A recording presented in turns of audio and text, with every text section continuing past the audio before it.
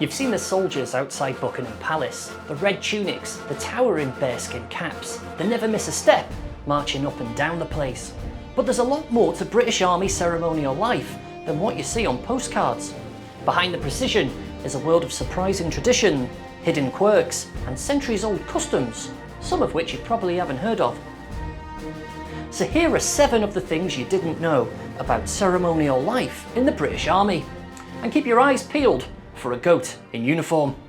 First up, it's the Blues and Royals, whose soldiers are allowed to salute even when they're not wearing a headdress. In the British Army, saluting without a headdress is strictly not allowed, unless you're in the Blues and Royals, of course. This unique privilege dates back to 1760, when an officer named John Manners, Marquess of Granby, famously lost his hat, but saluted his commander regardless. The gesture was turned into a regimental tradition, and continues to this day. The Marquess's courage and style won him admiration across Britain, and he became one of the most recognisable military figures of the 18th century. But in the Blues and Royals, it's the moment he chose to salute without his hat he's remembered for every day.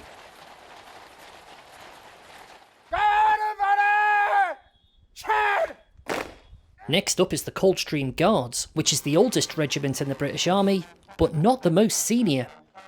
The Coldstream Guards were formed in 1650, making them the oldest regular regiment in the British Army, something their soldiers are rightly proud of. But on parade, they're not the most senior. That honour goes to the Lifeguards, part of the Household Cavalry, who were formed 10 years later in 1660. Why? It comes down to a quirky rule book called the Order of Precedence, a hierarchy that governs the ceremonial pecking order across the British Army. And given this interesting dimension to their history, it makes their regimental motto all the more ironic. They used the motto, second to none, and some historians say it was chosen deliberately. Good old-fashioned British Army humour strikes again.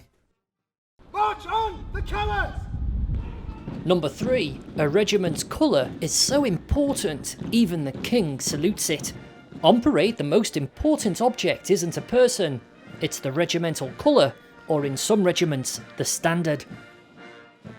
These beautifully embroidered flags list the regiment's battle honours and represent its heritage, identity and honour. They're so revered that they're even assigned armed escorts. And when a colour or standard is on parade, everybody shows their respect, including the king, who salutes or bows his head in recognition of the sacrifice and service the object represents. Next on our list is the Household Cavalry again, whose soldiers polish their kit with ladies' tights. Yep, you heard that right. When it comes to getting the perfect shine on leather kit, nothing beats a pair of ladies' tights, or as they're known in the ranks, a pair of nylons. After hours of applying polish, soldiers use tights for the final buff, bringing boots, reins and saddles up to parade standard. It's an old school trick passed down through generations. And yes, troopers are often spotted buying multiple packs of ladies' tights from the shops near their London barracks, including Harrods, just a short walk from the base. The result? Leather so shiny, it looks like glass. The Household Cavalry's immaculate turnout is no accident. It's the product of long hours, precision, and a humble pair of ladies' tights. 5. The Royal Welsh have a goat with a rank. Meet what's possibly the most unusual soldier on parade, Shenkin IV, the regimental goat of the Royal Welsh. The Royal Welsh have marched with a goat for centuries. Shenkin wears silver regalia, has his own handler, and even holds a formal rank. He's treated like one of the lads. And yes, goats can get in trouble. In 2006, a previous goat named Billy was demoted by the chain of command after misbehaving on parade. The Lance Corporal, who has since sadly died, was busted down to Fusilier for refusing to march in a straight line. A classic Agi 67 offence. Next up, it's the Irish Guards, receiving Shamrocks from royal princesses.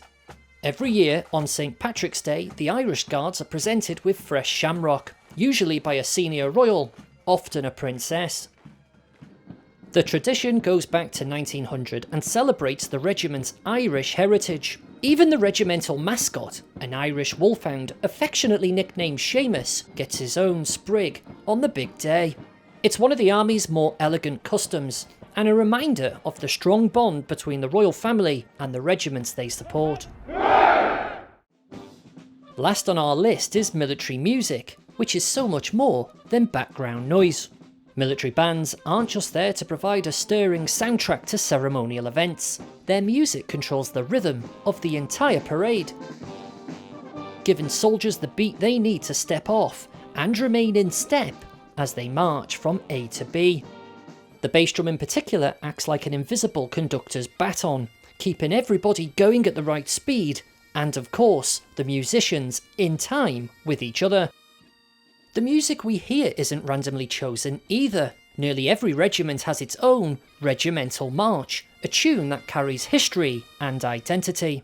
So next time you see a ceremonial event on TV, look and listen carefully. That soldier beating the bass drum?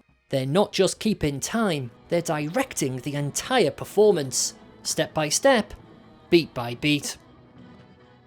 From goats with ranks to salutes without hats, ceremonial life in the British Army is full of surprises.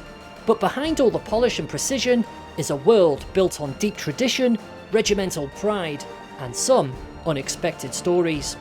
It's those customs, some quirky, some centuries old, that make the British Army so distinctive and its regiments so deeply connected to their history. Thanks for watching. For more from BFBS Forces News, like and subscribe to our channel.